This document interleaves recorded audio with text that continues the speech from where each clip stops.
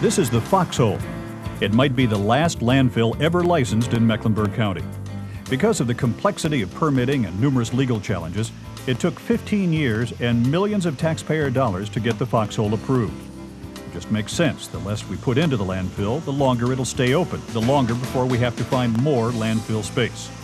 So how do we keep more garbage out of the landfill? We could start by living the 3 R's. Reduce the number of products we buy that are over-packaged. The less packaging, the less we have to throw away. Reuse. We need to buck the trend of this so-called throwaway society and begin to buy products that have a longer life, things that can be used over and over. And then recycle. The companies you'll see in the program today have found markets for nearly every one of their waste products. Part of the 10-year solid waste plan adopted by the Mecklenburg Board of County Commissioners in August of 2000 is a series of waste reduction goals. Per capita trash generation in 2000 was about 2 tons per person per year. The goal is to reduce that by 23% by 2010. Since 78% of all trash is generated by the non-residential sector, that is business, industry, and construction and demolition, the plan the board adopted also included the concept of business recycling. And in April of 2001, the board approved a countywide ordinance making it mandatory for businesses to separate office paper and corrugated cardboard from the rest of their garbage for the purpose of recycling. Many businesses, such as the ones you'll see today in this program, have found a way to dispose of most of their waste without increasing cost. We'll use these companies as an example to show you how you can start a waste reduction program inside your business by following these 7 simple steps. First, get management support. I think the first thing that anyone that has a mind to set up a recycling program should do is to enlist the support of their senior management. They can start a program, develop it, but without that support, that program will never grow. It's very important because recycling affects the bottom line. And if I can save my company money and motivate my employees to do the things that I believe in, which are reduce, reuse, and recycle, then it matters. Management has to be involved. They have to circulate among people. They have to convince people, look, this makes us better. This makes our company so much more efficient. Well, the good part is it started probably about 6 to 8 years ago, where we really took a look at it on a corporate standard standpoint to say, what is it that we really want to do to be good corporate citizens from a business being Frito-Lay? 4 companies, 4 success stories. Each success began with approval and support from the top of the organization. Top management must sign on to the program from the beginning and communicate regularly to their employees about their ongoing support. Second, select a reduction team or leader. This is the huge Frito-Lay plant off Westinghouse Boulevard in Charlotte. Every Frito-Lay snack sold in the Southeast is made here. The plant generates 30 million pounds of waste every year, but only 10% of it goes into the landfill. The success of the program is due in large part to employees like Robert Owens. Owens' full-time job is running a packaging machine, but he's also a member of Frito-Lay's Green Team. Frito-Lay, they wanted to see the employees get more involved in this because they thought that they would be able to take a little bit bigger stand on it, to take it to the next level. And that's where Frito-Lay as a company, they seek the employees more involvement. Green Team leader Greg Hucko says they found markets for the tons of food waste the company generates, plus all the scrap metal from broken machine parts, wooden pallets, even batteries and chemical waste. Frito-Lay is a big user of cardboard boxes. The snacks are packed in these boxes to be shipped to the retail stores and then reused as many as 9 times before they're retired to the compactor and a trip to the recycler. The recycling effort also is spread to the office, where every employee has a small container next to his desk to discard office paper. It didn't take long for everyone to get into the habit of using these recycling bins and even emptying the small bins into the larger rollout containers that are removed by custodial staff. All of these things were developed by the 30-member Green Team. We've gone beyond the point of understanding that it's not just the corporate managers or corporate management that makes the decisions on how you recycle things. It's getting as many people involved with the real products that we're actually dealing with, any raw materials that we're dealing with, any any materials that we have to interact with. The folks actually suggest and come up with a lot of ideas on how to do that. So the number 2 step is to select a team or leader to run your program. Number 3, evaluate your waste stream. That's just a fancy way of saying find out what's in your garbage. Mecklenburg County has designed an easy-to-use form to help you determine how much trash you generate to see if you're covered by the ordinance. There's just no easy way to get the answers that you need. They're hiding down in here. First, you have to find out if you're generating 16 cubic yards of trash every week. If your hauler hauls up to 2 8-yard dumpsters every week, you're generating 16 yards of trash. A second test is to figure out how much of that garbage is paper and cardboard.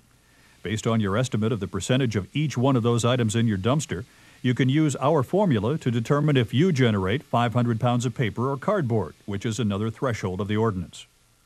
I went to another electric utility back in the mid-90s, and the first question I asked was, how many tons of waste did you generate last year? And they said, I don't know. And I said, well, what did you spend on solid waste last year? Well, we don't know because each of our power plants contracts out their own waste removal. I said, how many tons did you recycle last year? Well, really, I have no idea. And I came away feeling like we were doing a pretty good job because we know. You can't develop a plan if you don't know how much and what kind of trash you're generating. Once again, number 3, evaluate your waste stream. Number 4, develop a plan. 10 years ago, Jim Duffy saw an opportunity inside Duke Power. The company was recycling a little paper and cardboard, but millions of pounds of waste was being dumped into the landfill. So Jim developed a plan. He set out to find markets for every one of the items that was being thrown away. Today, trucks are lined up at the dock at Duke Energy's Reclamation Center on Tontville Road. Each one belongs to a different vendor and is being filled with waste that's bound for reuse or recycling. Wire. Not enough for Duke to use, but someone wants it. Wire reels. The broken ones get chopped up and used for fuel at the Bowater plant. The good ones get used again. Street lights. Some go to Goodwill, where they're refurbished and resold. Some are sold for scrap. Oil and oil filters from the company vehicles. Someone wants them too. Duke even operates a second-hand store with used tools and parts and office equipment that's up for sale to the public rather than being dumped into the landfill. Along with the routine business of recycling paper and cardboard, Duke Energy has a plan that is always being updated and changed with changing markets. Part of that plan includes positioning Duke as a leader in recycling. Duke is a mentor to other companies and has been honored many times over the years for its programs. It all starts with a plan. Let's move on to number 5 on the list. Involve and educate employees. A lot of the employees coming into First Union now are involved in recycling programs at their house. So coming into First Union in our program really enlists the support of the employee and almost demands that the employee participate in a program. So it's not anything really new to them. We have quite a few training programs available here at First Union. We have monthly meetings with an advisory group to where information is passed back to the employees about the program. We reach out to all the various branches and other divisions in First Union. John McAinch is part of the Wachovia First Union Recycling, Data Destruction, and Waste Services team. This matter of educating and involving employees is critical for Wachovia First Union. Of primary importance to Wachovia First Union is the security of confidential and proprietary media and the privacy of customer information. Any paperwork generated from a Wachovia First Union printer or copier that's designated as trash, and all items deemed confidential, must be discarded into what Wachovia First Union calls Binny bins. Binny bins are named for a character known as Special Agent Binny, who is featured in a company video that's viewed by all new employees. In all confidential information and any recyclable paper, including computer paper, white paper, colored papers. You can put in Post-it notes, too. There's never any question about what goes into these Binny bins. The list of items is right on the box. Once the bin is filled, the employee takes the bin to one of the large rollout containers that are located throughout the offices. The material inside the rollouts is not treated as trash. Wachovia First Union has contracted with one company that picks up all paper and confidential material from all the Binny bins at all Wachovia First Union locations. The material is taken to a central location where it's shredded, and all the confidential waste paper is recycled. At its Customer Information Center on Harris Boulevard in Charlotte, Wachovia First Union has recycling stations convenient to everyone, whether it's near their desks or in the cafeterias or break rooms. Most all employees, once they understand the process and really the goal of the program, that it's for to reduce what First Union disposes of in the landfill, but also that it's for protection of our company and our customers, which many of our employees are First Union customers, that generally they're very willing to participate. Mecklenburg County itself has a program called Paper Chase, which requires employees to recycle paper and cardboard. The county gets the word out through newsletters, electronic email, posters, training sessions, and during orientation. So step number 5, involve and educate employees. Step number 6, implement the plan.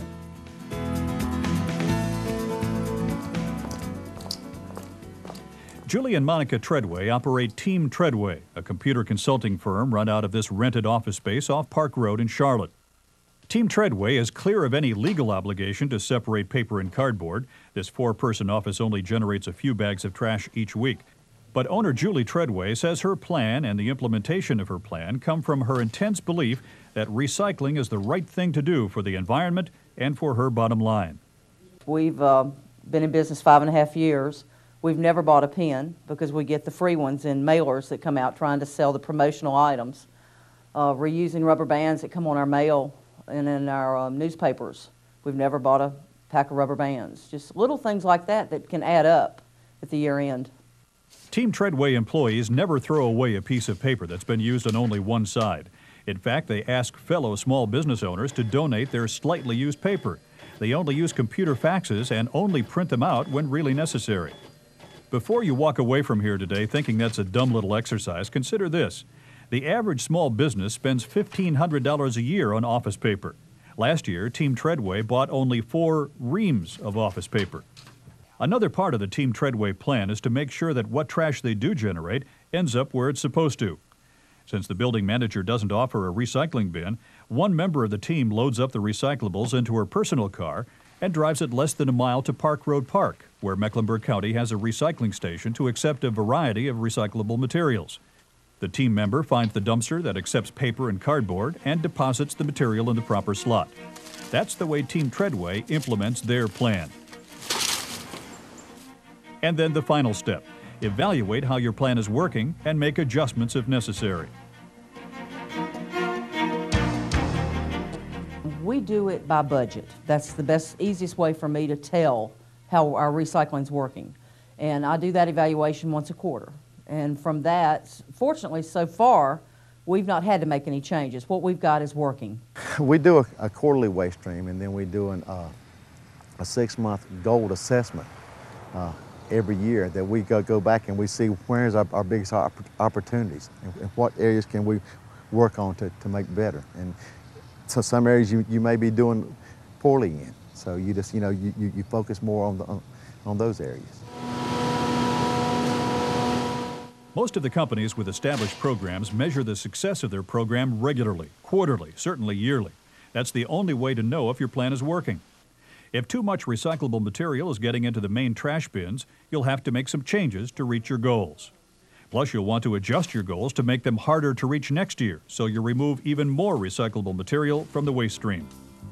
Here they are, 7 steps to help you implement a waste reduction program. Those 7 steps are just one of the many ways Mecklenburg County offers to help you get a program started. Go to our website, wipeoutwaste.com, click on Business Recycling, and look at the list of options you have. The 7 ways, the waste assessment form we talked about, information specific to various industries like hotels, restaurants, banks, churches, and many more. Find out where the drop centers are. Find out who the recyclers are in town. Plus, you can download a full copy of the ordinance the county passed that includes information about exemptions and penalties. I think we still have a ways to go, but we're getting closer. The residential recycling program has worked so well, and we have a lot of people coming into Charlotte that from cities that already have required recycling. So I think if we continue to educate and teach people that it's good to recycle, not only for the bottom line, but for the environment, that Charlotte is ready.